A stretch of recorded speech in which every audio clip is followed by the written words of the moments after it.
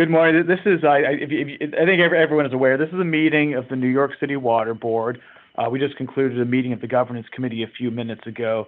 You'll be hearing about, this is a meeting of the full board to discuss a range of topics.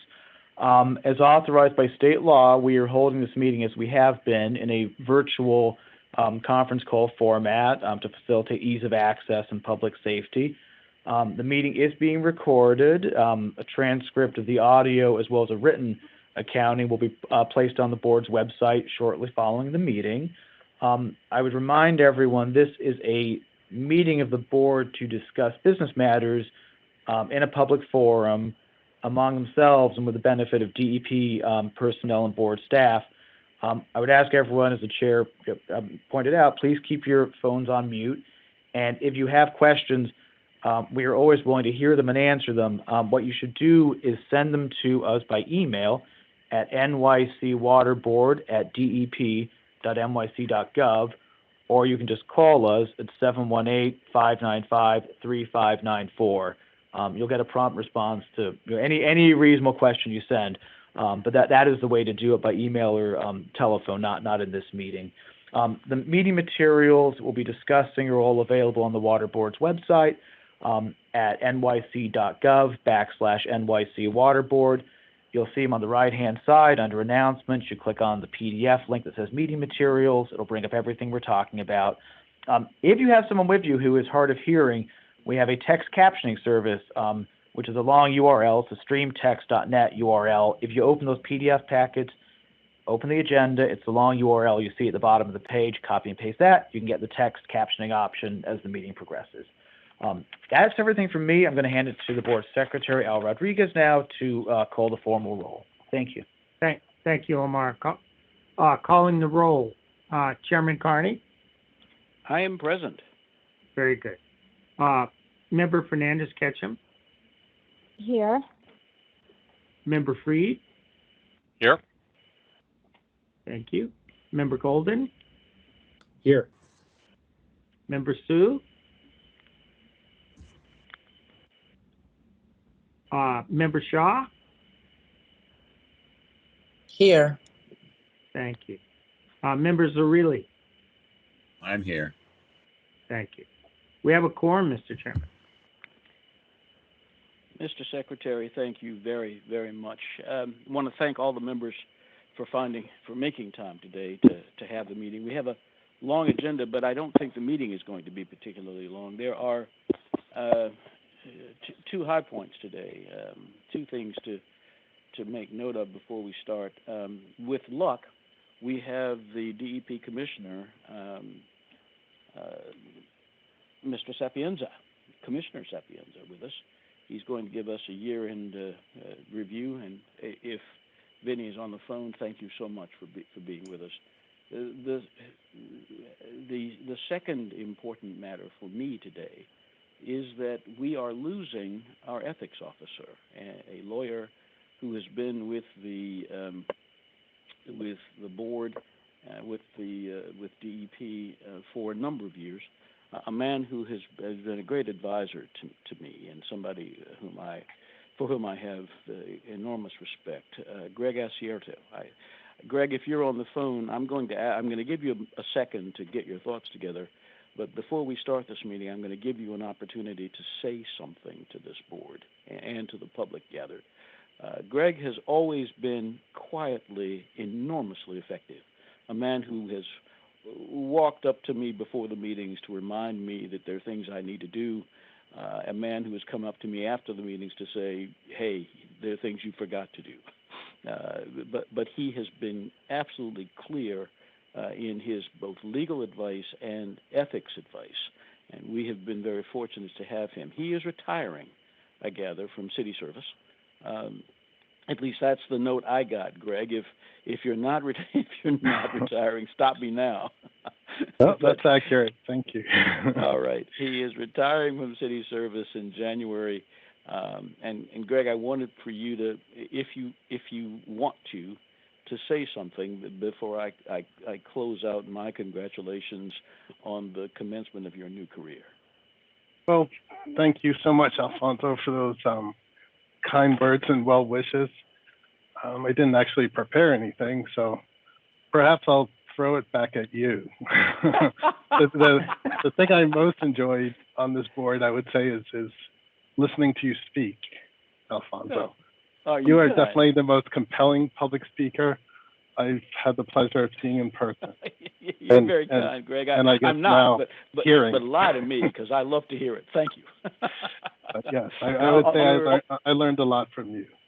You're very kind. And To say those things. I'll add.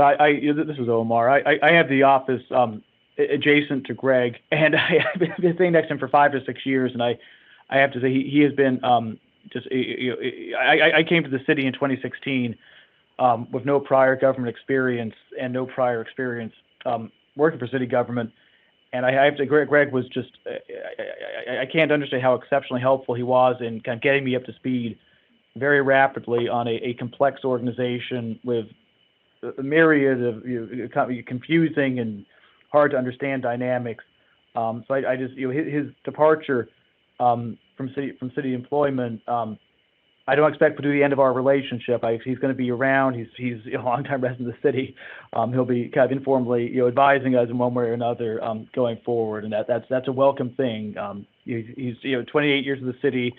And kind of the intricacies of our billing systems and the often crazy facts you see with water bills and the complicated configurations of New York City real estate, where just the nitty-gritty where do the meters go and who you're charging is really an area of his expertise. So we want to thank him for those 28 years of service, and look forward to sort of receiving his advice in one capacity or another in the future. So thank you, Greg. Oh, thank you.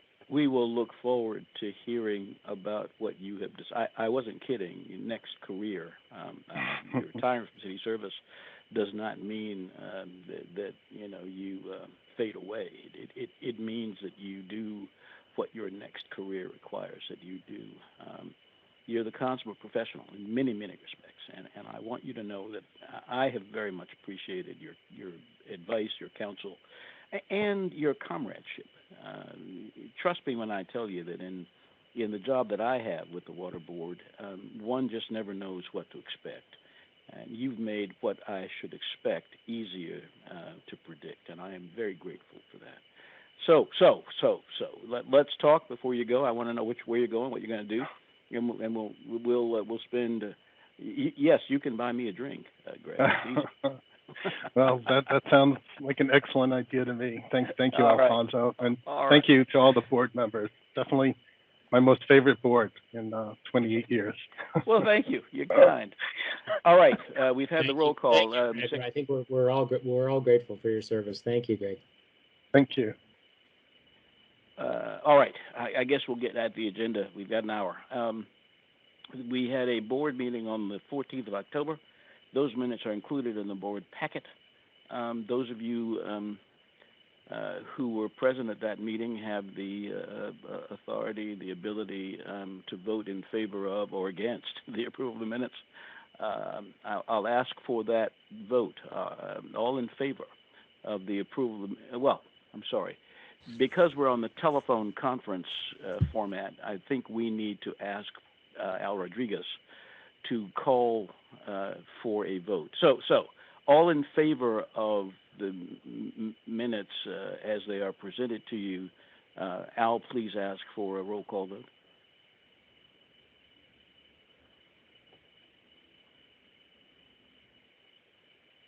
Hello? Sorry, I apologize. I was on mute. Chairman Carney, how do you vote? I approve. Thank you. Member Fernandez Ketchum? Just a slight, my last name, Ketchum, is with an A-M, so a small edit. Otherwise, I approve. Thank you. We will make sure that. A-M? This is Omar. That's my fault. I'm sorry. We'll fix that right away. It's okay. Oh, I forgive you. I know how to spell your name. I'm sorry. Member Freed, how do you vote? I vote to approve and appreciate the thoroughness of the minutes. Thank you. And with Member me Golden? before, I'm sorry. Go ahead, please. Approve. Member Shaw? Approve. Member Zerilli? Approved. Thank you. I'm sorry. Thank you, Secretary Rodriguez. Members Freed and Golden are the revisions. You've approved them, so I assume that the revisions are appropriate as offered here in the minutes. Yes, sir. This is Member Freed. Terrific. No issues here. Thank you. Thank you, John. The next agenda item, the minutes are approved, all members voting in favor of the approval. The next item on the agenda is the year-end review. Do we have Commissioner Sapienza with us? Chair Carney, I am here. Hot damn. Commissioner, thank you very much for joining us today. It is a pleasure to have you with us. Please, we don't want a long oration, but you may take as much time as you choose. Thank you, Chair Carney. And I don't know, maybe about 5 minutes worth of talking points I'd just like to get through. So first, holiday greetings to you and all the board members, and thank you for all the work that you've all done this past year and years prior. So I'm just, again, I'll briefly go through some of the highlights in 2021 for our operations and on the fiscal side, but we had a relatively successful year despite the ongoing pandemic. Our employees, the vast majority, continue to report to work every day, get their job done of delivering a billion gallons of some of the best drinking water in the world, and then collecting and treating the wastewater. As I just noted, most of our employees are hand-on wrench type workers or doing inspections. They didn't have the option of teleworking, but we did have a group of support folks who did. And they continued to telework generally through September, when the mayor asked everyone to return back to the office. And so that was successfully done as well.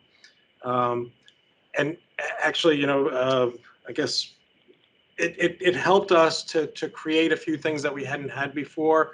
A lot of online ability to do permitting, a lot of cloud storage. So, necessity, I guess, is the mother of invention, and it helped us there quite a bit. On the construction side, we did pretty well this year. We completed $1.8 billion worth of funded capital construction during the year. We issued $3 billion in new debt, both to pay for construction as well to refinance older bonds. And the capital markets have remained receptive to our bonds, and credit ratings have continued to be strong. Just a couple of things I wanted to highlight on the construction side. We have continued work on the Delaware Aqueduct bypass tunnel. This is the 2.5-mile long tunnel that will help to eliminate the leak of about 30 million gallons in the Delaware Aqueduct. We actually will be shutting down the Delaware Aqueduct. We intend to this coming October for 6 months to do that work, but we completed the lining of the tunnel, the concrete lining, so that essentially finishes off the new bypass section and before we connect it to the leaking section. So that's moving along well. And then I wanted to point out that we also did $100 million plus work at Pugsley Creek in the South Bronx for reducing combined sewer overflows, and a $100 million plus upgrade at our Coney Island wastewater treatment plant has started up. So those are two big projects as well. I want to talk about the wet weather that we had this year, particularly Hurricane Ida, night of August 31st, September 1st. I think, as everyone knows, the intensity of the rainfall was a record for New York City, over 3 inches an hour recorded at Central Park. It did, the amount of rainfall exceeded the capacity of the sewer system, and so there was significant flooding, particularly in low-lying areas, and people who were living in basement apartments, about a dozen people passed away, unfortunately. The mayor explained in the following day, and with other elected officials, that amount of rainfall is beyond what the sewer system is designed to accept and to convey, and so we needed to look at a variety of tools going forward to be able to absorb these intense storms. Deputy Commissioner Licata, who's on the call, has been really leading our green infrastructure program, which is going to become even more important going forward. Try to reduce the amount of paved streets and the amount of runoff that gets into the sewer system. So that's a significant thing that we've looked at. The mayor accelerated some both green and gray infrastructure that we had in the capital plan, added some funds to the plan. So that's we're making good progress on that. We're exploring how much money will be coming through the new federal infrastructure legislation. We don't have a sense yet of how much we may get. We're very hopeful. Generally, the way it's worked in the past is that the state, so in our case, New York State, will administer the distribution of funding. So, we're hopeful in New York City that we'll get our fair share and can continue to do good work that's needed for both the water and wastewater sides. So that's just operations. Quickly, I'll give a financial update, some highlights. So year to date, we've taken in revenues of about $2.067 billion in customer payments. That's 2.5% ahead of year-to-date plan. So that's good, and 1.6% ahead of where we were last year. So in terms of dollars, that equates to $50 million ahead of this time last year and $32 million ahead of plan. But I should note that we did that 2.76% rate increase that the board approved earlier this year. So one would think we would be 2.76% ahead, and we are not quite, but fairly close. We did have somewhat of a slowdown in billing as the new billing system rolled out this past September, and that was successfully migrated, but it did slow down the amount of bills that went out at that time, and we seem to be catching up. One thing to point out also is the lien sale. So as you may recall, the DEP on the water system did not participate in the lien sale last year because we were putting in a new billing system and for other factors. The city will be conducting a property tax lien sale, but we're looking towards next year as to how DEP may participate on the water side. Consumption has started to come back from where it was during the pandemic, so that's a good sign too. As the metering rates go up, we'll hopefully get additional revenues going forward. Based upon the current outlook, we're cautiously optimistic that the board will meet its financial requirements for funding DEP's O&M and bondholder requirements for the fiscal year. One thing we are still concerned about is delinquencies. Though those have gone up quite a bit since the pandemic began. We started the beginning of the pandemic with a delinquency of about $380 or so million, and it's essentially doubled during that time. We're hoping to start to recover some of that as the economy improves. We haven't been dunning customers or sending out any kind of notice. As I mentioned, there was no lien sale last year, so we'll continue to look to ways to recover that money. One of the things we are hopeful for is the federal program that was just rolled out in the last couple of weeks or so, the low-income household water assistance that helps delinquent water bill payers get current. It's being implemented in our state by the Office of Temporary Disability Assistance. We've been working with them, looking at our accounts and trying to prioritize those that are most in need. Those that are in already the HEAP Energy Assistance Program and the SNAP Foods Benefits Program. The state was allocated $70 million for this. We're hoping, as the city of New York, with half the population, to get approximately half, but time will tell. I think that's it. And I'm going to ask Joe Murin, who's on the call, if I missed anything in particular that you wanted to talk about. No, thank you, Commissioner. Before you do that, Joseph, Commissioner, thank you very, very much just for being here with us and for giving us a summary. Year-end review makes a great deal. It means a great deal to me, and I think to the board. Thank you for being here to do that. Joe? Oh, thank you, Chair Carney, and thank you, Commissioner.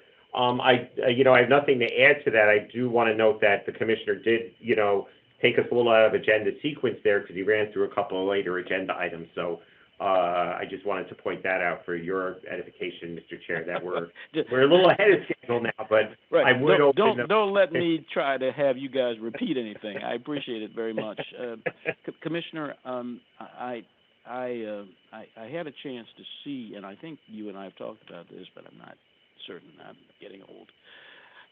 You were on New York 1 prior to Storm Ida, and you predicted that if the rainfall was as predicted, that there would be little we could do. The system simply could not accommodate the extraordinary volume of water that was being predicted at the time. You were spot on. It was a terrific interview with that fellow, Kiernan, I think is his name. Thank you very much for giving us that preview of what ultimately, of the tragedy that ultimately resulted from that storm, making the point that there was little that could be done to prepare for it, that we were doing the best we could. Your testimony at the City Council was also spot on. I had a chance to read it. Thank you very much for all that you do for DEP and all you do to make the Water Board look terrific. Well, I think we are, but whether we are or not, you make us look good. Thank you. Thank you for the kind words, Chair Carney, and your team at the Water Board has been great partners, and I appreciate the oversight and the guidance over these years. Thank you. I'll also comment on Jeff's efforts with regard to billing. This has been a momentous year for DEP. The billing process has been completely revised. We have implemented a system that works extraordinarily well, but it has been, as you predicted and as he predicted, a bit slow to get up to snuff. With a jillion phone calls and people who are concerned about it. Thank you very much for putting into place and for allowing DEP to have in place a system that will work extremely well. We're very, very, very grateful for that. The end. I'm finished. I see a couple of hands up on the screen. Yeah, I see Adam. Yeah, thank you. And I'll just echo, Commissioner, great to see you. And Deputy Commissioner Licata, always a pleasure to see you, and thrilled that you both can join us. It makes these meetings so much more impactful and meaningful when we can hear from you and the rest of your team. I had a couple questions about IDA and just following up on that, points of clarification and interest. I know that DEP had completed the stormwater study and flood risk maps in advance of the storm, and just curious how those maps align, knowing that every storm is different, so there's not going to be 100% alignment, but were the areas that were most impacted areas that were deemed risky by the city's stormwater maps? And then curious, looking at those acute areas of risk, what type of options? Green infrastructure can help a lot, but there's obviously a lot more that needs to be done as well, and the scale of which, and I know there's been talk about expanding the Blue Belt in some areas and other infrastructure upgrades. Just curious what those options look like and what the time scale of those would be to be implemented, and then how that may align with the sustainable rate study that's underway, where we're looking at options to incorporate an impervious area charge or other ways of modernizing our rate structure to help provide the resources needed to make these really once-in-a-generation transformational changes. Thanks for the questions, Adam. And I'll start and then hand off to Deputy Commissioner Licata. So just regarding the maps, we did look at the maps that were published on rainfall impacts that were anticipated. The storm itself didn't fall equally on the entire 5 boroughs. We did see some more intense rainfall and higher rainfall totals in some areas than others, but the flooding totals and areas where we expected there to be flooding and ponding did line up fairly well with the maps.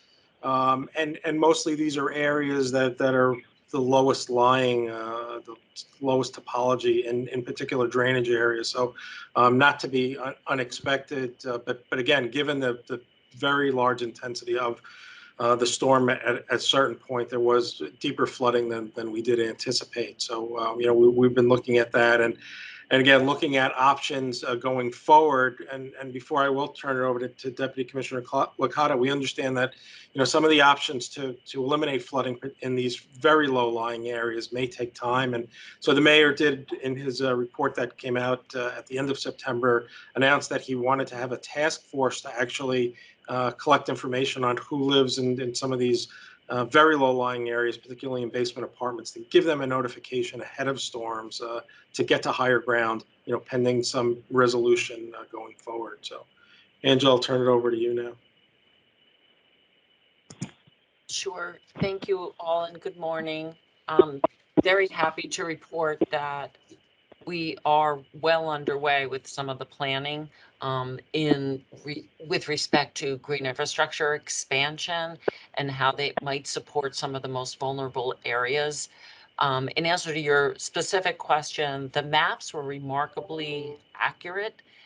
We found that because of what the commissioner mentioned, that the most flooding from inland precipitation tends to be in these bowls or prior areas that were very low lying, that the maps have done a very good job of indicating the risks associated with those locations.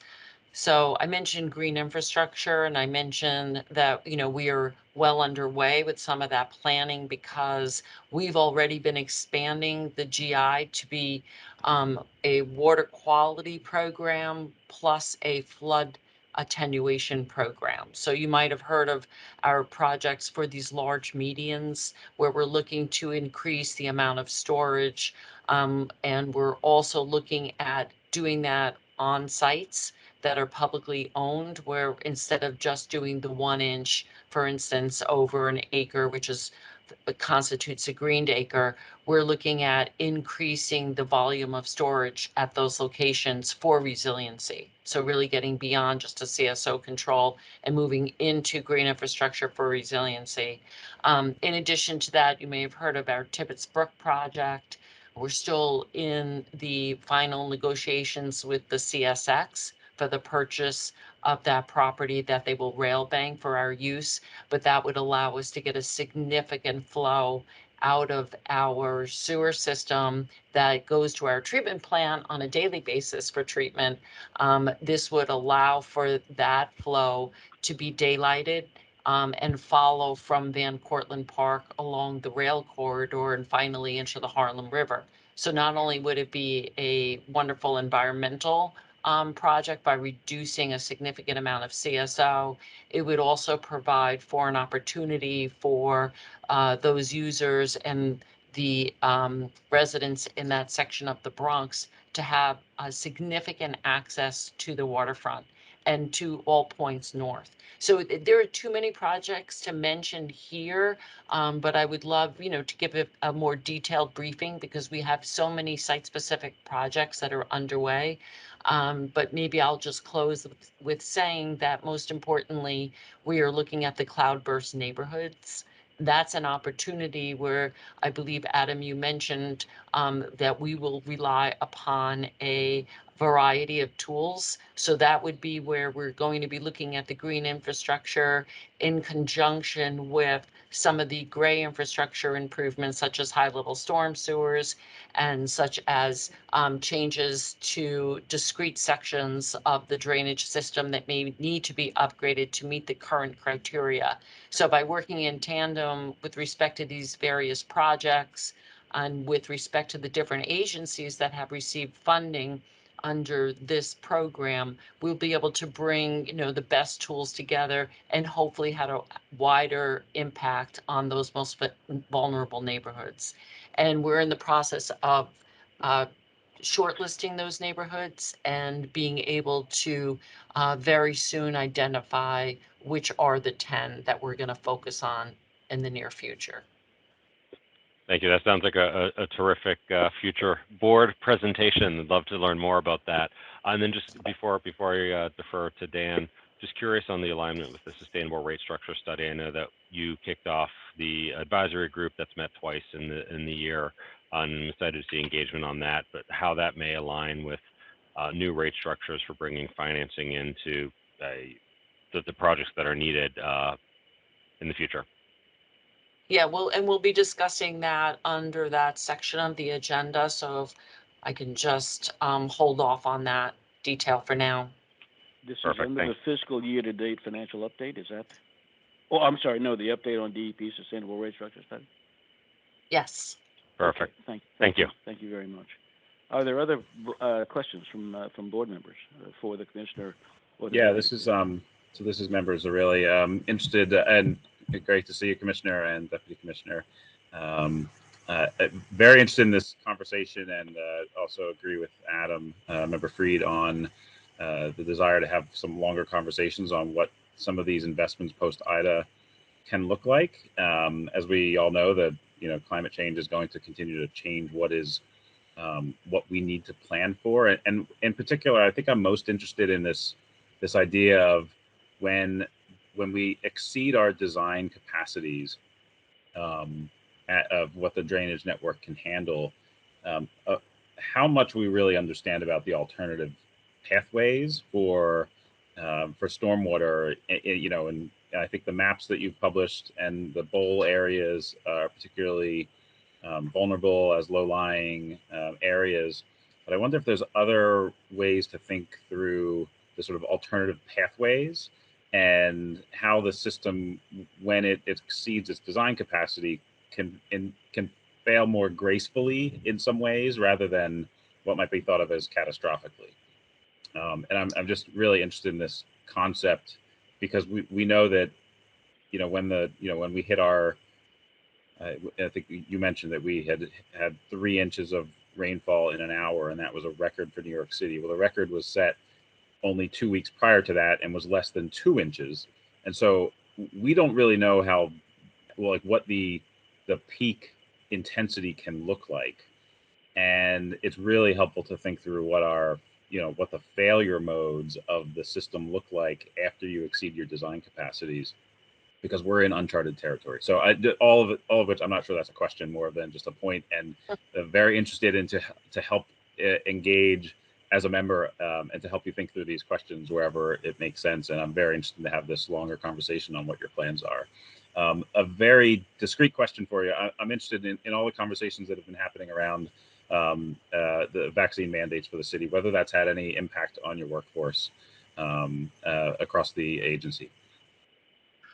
Yeah, Dan, I'll start with that one, and then we'll migrate into your prior question, and I'll turn that over to Angela Licata. But just on the vaccine mandate, we did have some early holdouts, not many, a couple of dozen, but I think when they understood, that they may lose a paycheck, most people signed on. We still have a couple people who haven't, but more than 99% of the DEP workforce has gotten at least the 1 dose so far. Most are fully vaccinated with boosters, so thankfully that's gone well. We've had it. Commissioner, are the holdouts senior people or junior people who are well informed, people who are not well informed? Where are they in the infrastructure? Across the board, we've got all ages and titles. Okay. Yeah. So thank you. Thank you. And then Dan, just on drainage, and I'll just start briefly and then turn it over to Angela Licata, and it is a longer conversation. But yeah, you heard the mayor right after the storm saying our drainage system was designed for a different climate reality, which is true. But again, the way the system does fail now, when the sewers are full and can't take any more, stormwater accumulates on the streets, but it doesn't accumulate on the street equally. It flows downhill by gravity. So if you're on higher ground, your feet can be relatively dry. If you're in those bowls, as Angela mentioned, water could be 6 or 8 feet high. So we want to certainly look at how we can have the system fail more gracefully, as you said. And I'll turn it over to Angela. Yeah, that's a perfect point. I'll just pick up on that to say that because of the events and the way they are manifesting themselves in the city, we feel that it's really important to look at a variety of storms. So we've had the Superstorm Sandy, that was really a story about storm surge. We've had Ida and Henri, which was mainly precipitation, and some of that even occurred at low tide.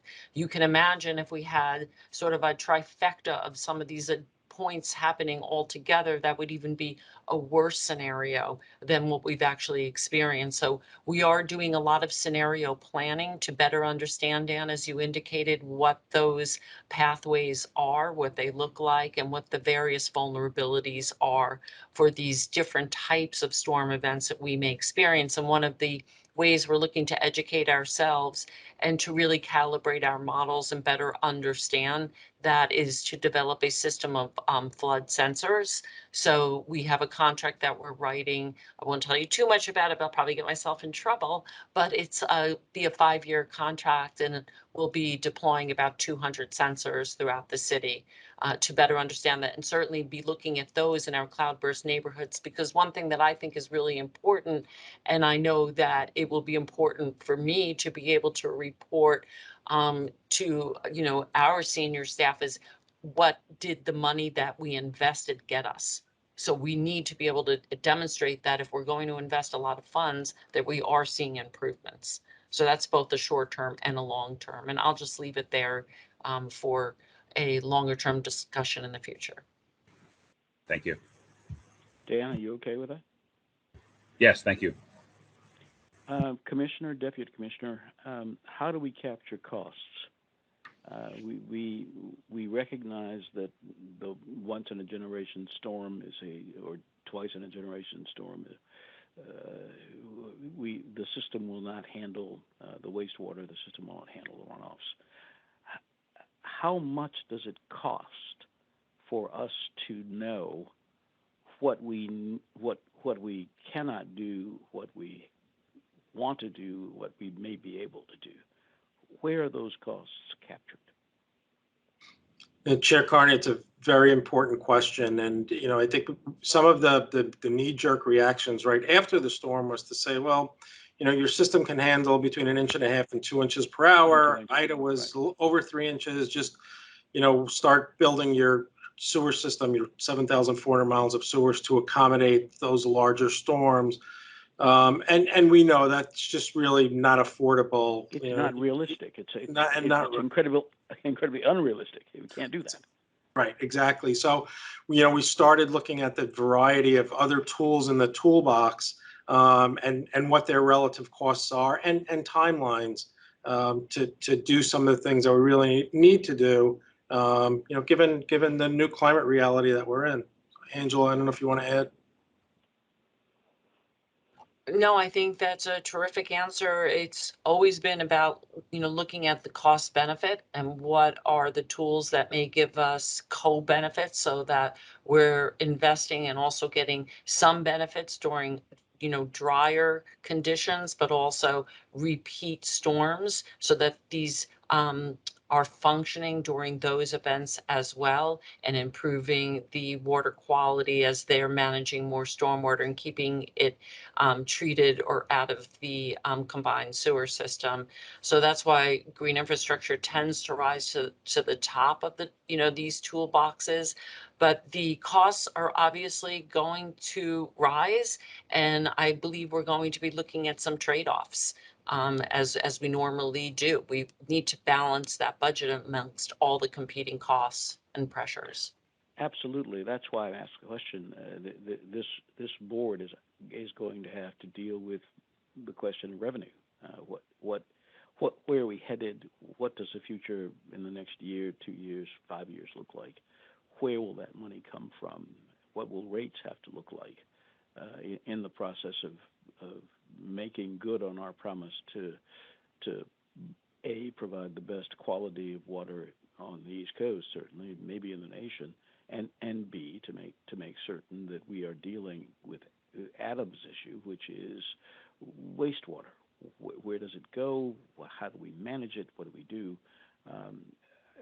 I'm concerned that we are beginning to have to look at a rate structure that may be very different from what we've seen in the past. And I'm looking to you, Commissioner, and to you, Deputy Commissioner, to help us to get to that answer, at least temporarily.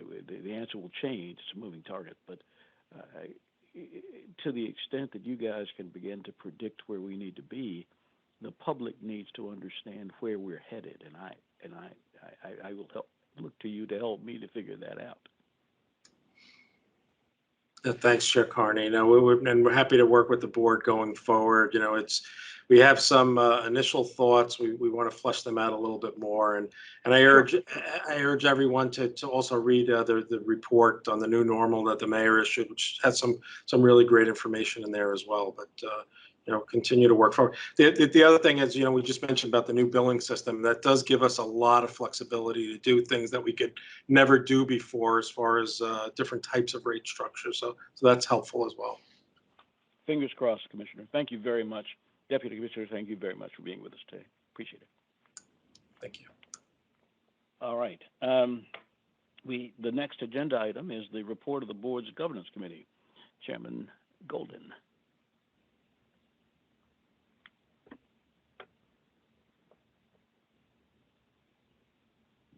Hello. John, you may be on mute.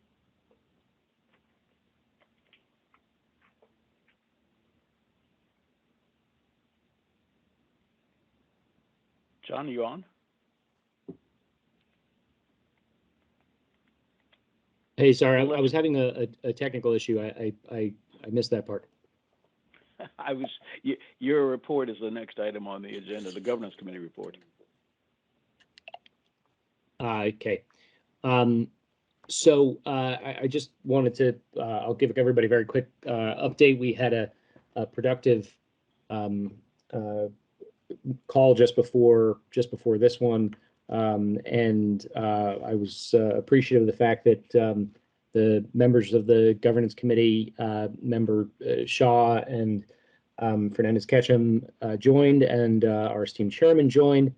And we had a good discussion about a couple of issues, most notably our annual review policy, the state mandated annual review procedure and the form, and what, if any, amendments can be made and should potentially be made to more directly and accurately reflect the work that it is that we do with the water board.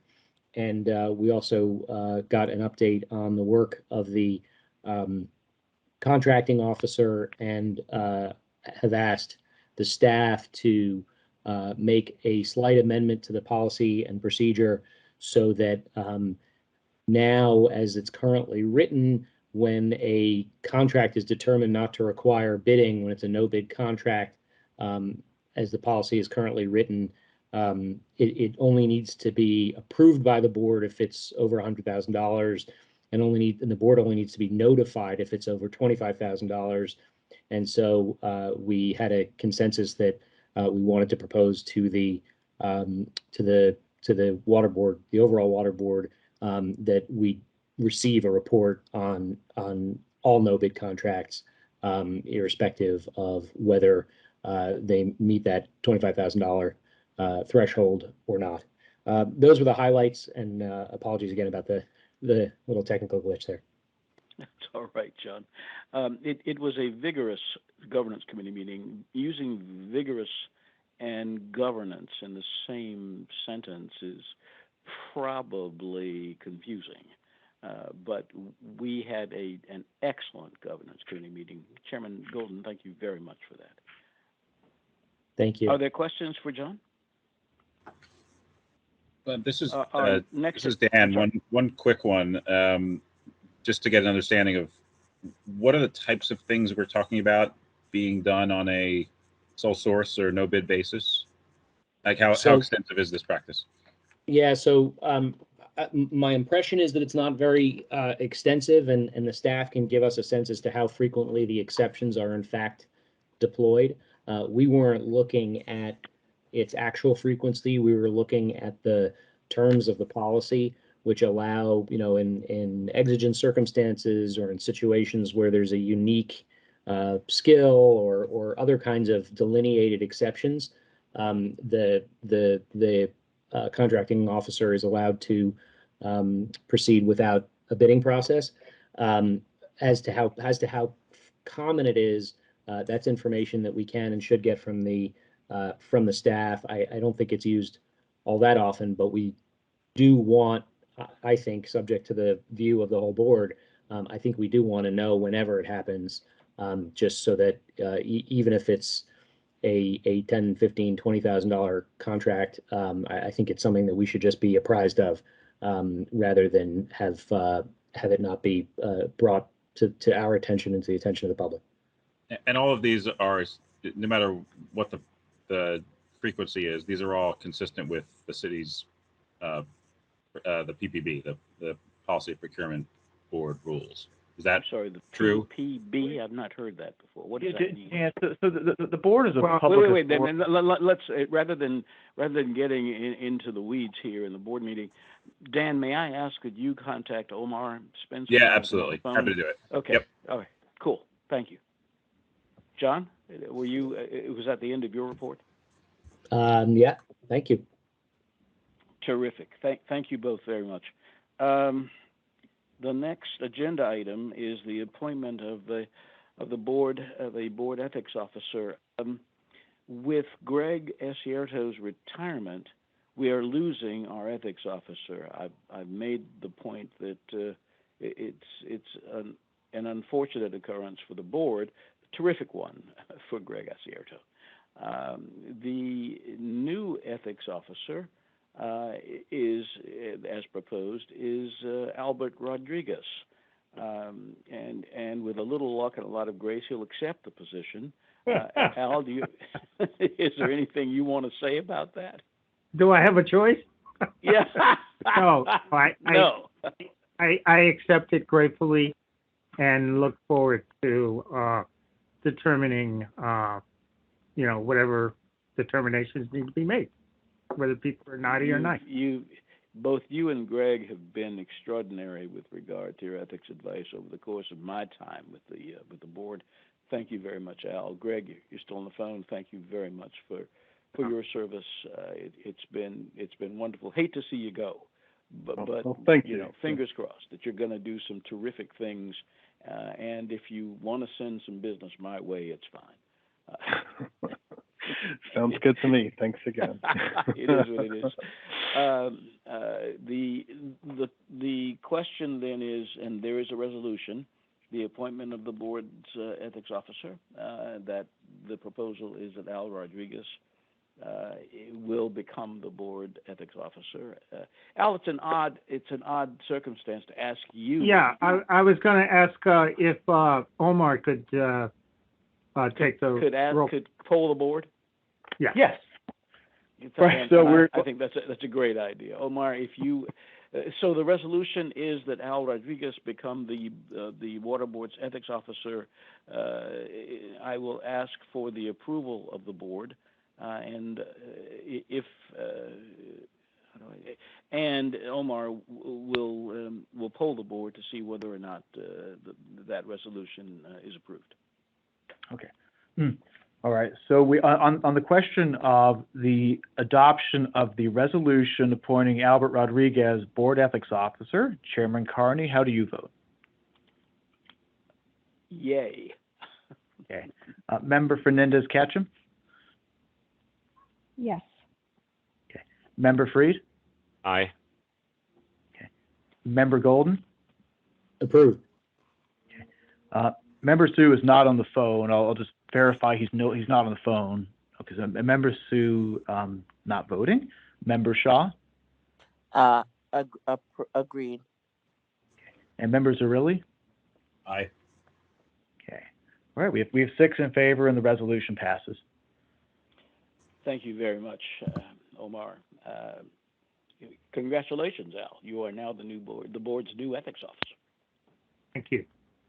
All right. we have the next agenda item is a fiscal year financial update.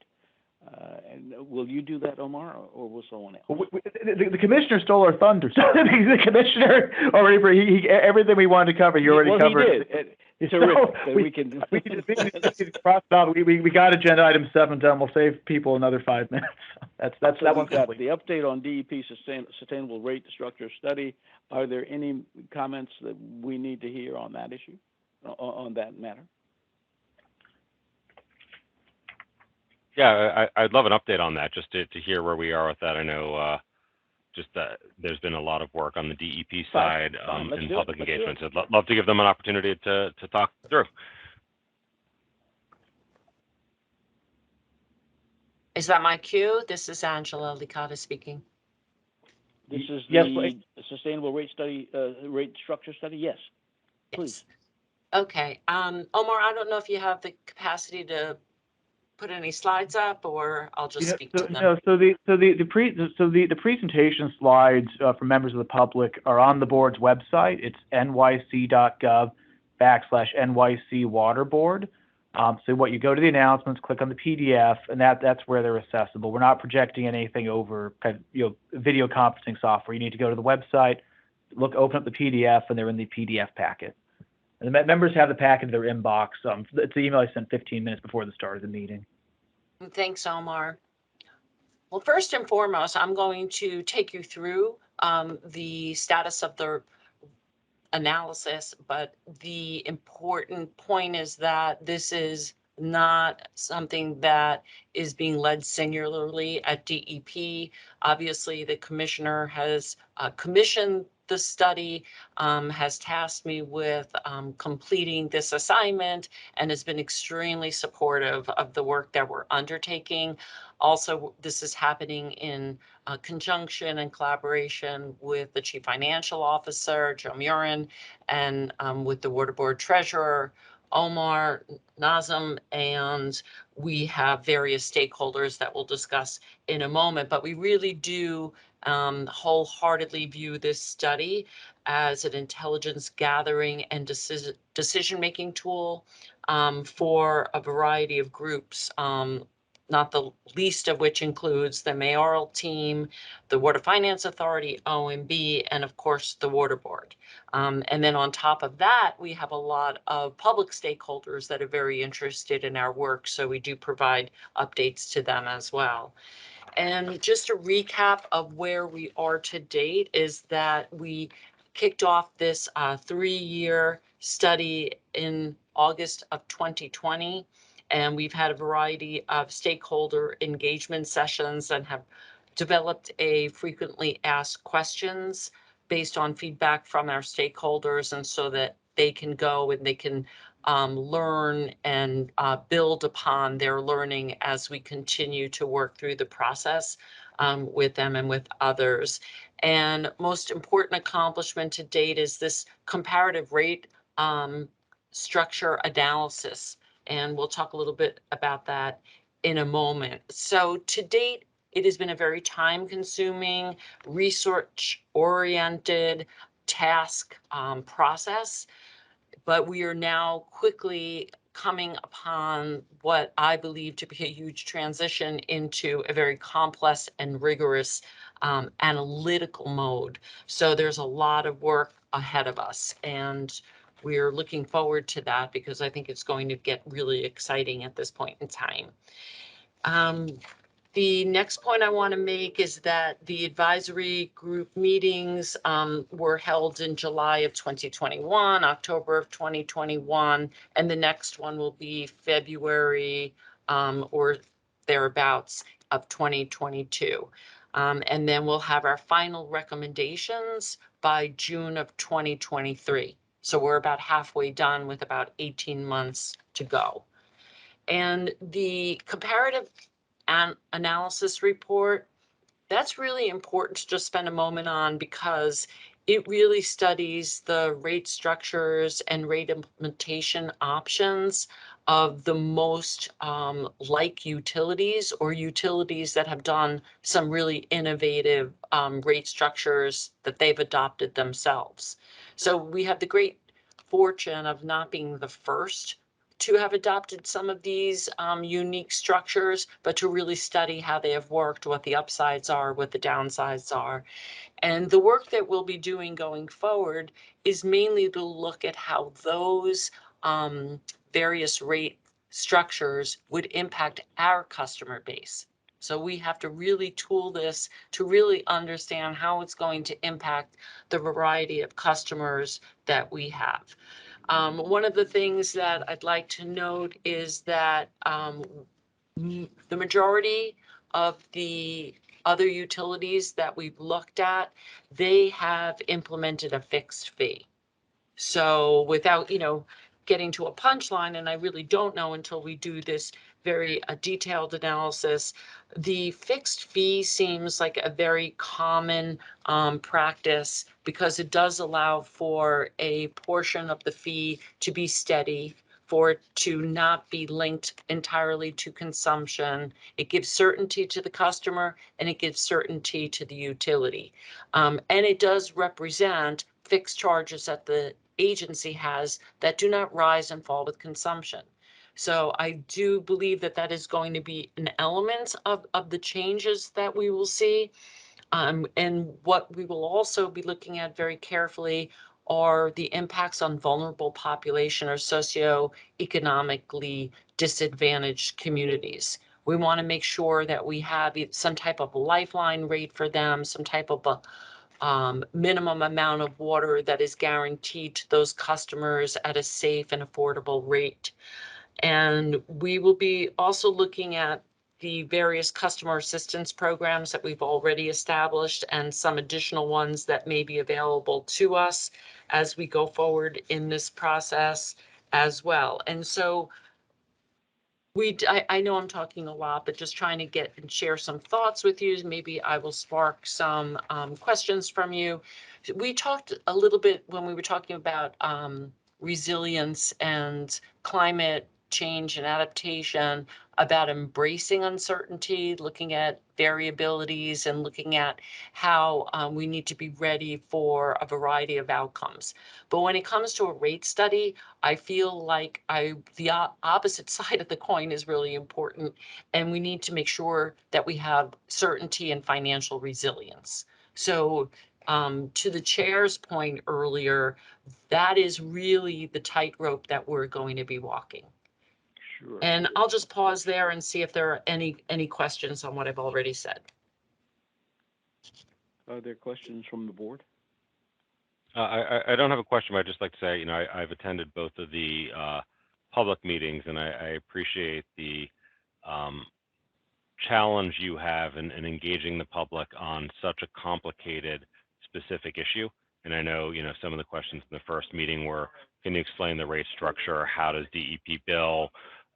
The knowledge base that is engaged in this and trying to bring everyone up to the same speed and the same common denominator in that is quite a challenge. So I think that's going to continue to be a struggle as we get into more complex issues of how do we have space to delve in, because the nuance in this and the complexity of this is so important.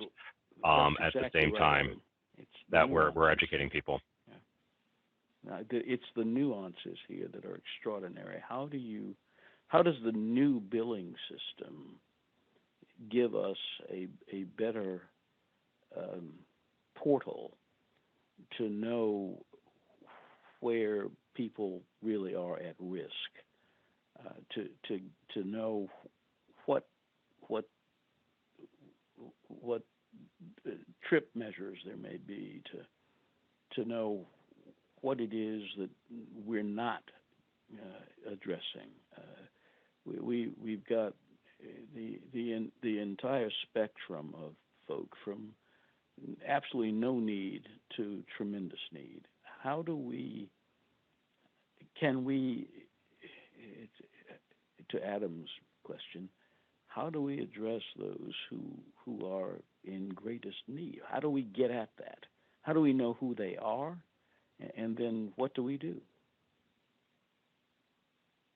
Yeah, and I'll note the one thing I would just note that I had in my notes from the first meeting, and just to make all the other water board members kind of aware of this, the current scope of work is for the study. It doesn't include, and Angela, please correct me if I'm wrong, the work for implementation of a new rate structure. That would have to come in the next iteration and a next step from the water board. So I think this gives us a strong base to build from, but there's still a lot of work left to do, and we'll need to be very deeply involved in that.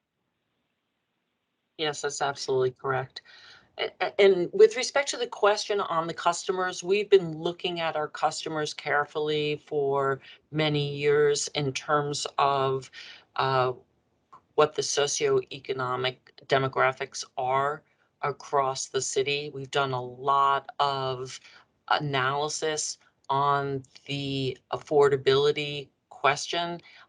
We've looked at it from the perspective of how we raise rates to meet various mandates.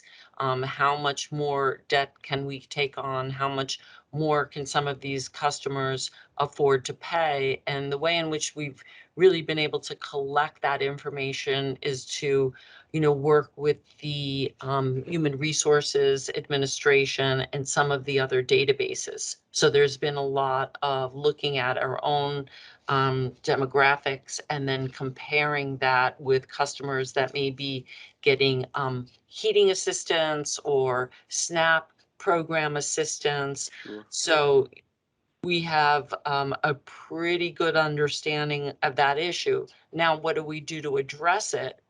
That's where it gets a little trickier. And much more difficult. I applaud your efforts.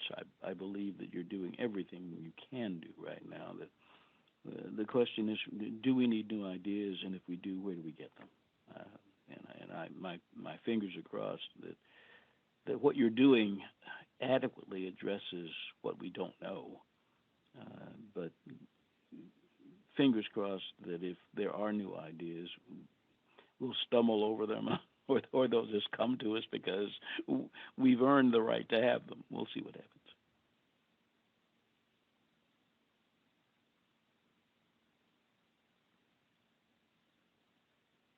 All right. We've had the Sustainable Rate Structure Study presentation. We're going now to the next agenda item, which is a briefing. Well, actually, we've done some of this, the LIH WAP Assistance Program. Is there anything else we need to do with that? No. Mr. Chair, this is Joe Murin. I think the commissioner covered that in his talking points. Yes, he did, and I'm very comfortable with it. Is there any other business to come before this board for this meeting?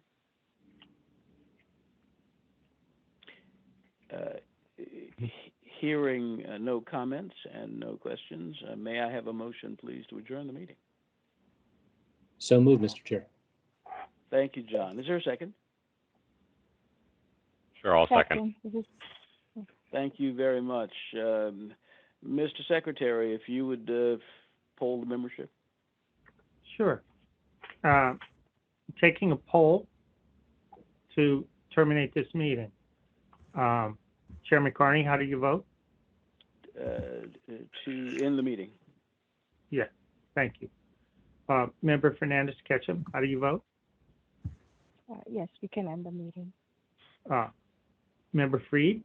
Yeah, I vote aye and wish everyone a wonderful New Year and holidays. Well, thank you. Member Golden? And two. I vote to adjourn and wish everybody happy holidays and a good, healthy new year. Thank you. Member Shaw? I vote to adjourn. And Member Zerilli? Approved, and looking forward to seeing everybody in 2022. And just checking one last time, Member Sue, are you on the phone? I don't think so, Al. Okay. Are you there, Juke? Okay. Before you all hang up, happy holidays to everybody. I am a Christmas celebrant, and I will wish everybody a very Merry Christmas. Thank you all for joining us today. Take care.